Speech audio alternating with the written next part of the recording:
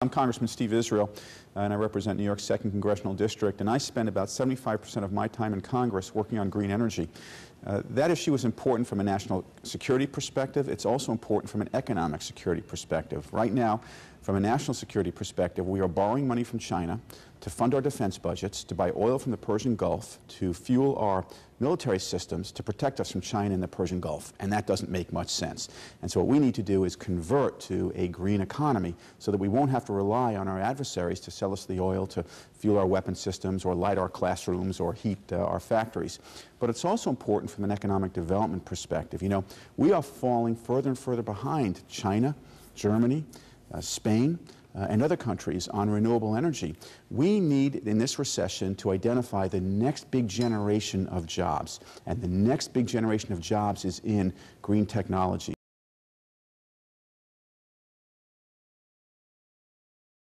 There's $400 billion in unfilled jobs on energy efficiency, doing insulation and swapping out energy inefficient windows for newly efficient windows and putting solar panels on roofs. $400 billion in jobs in this country waiting to be filled. And we have an obligation to fill those jobs. Now, you can't just fill them.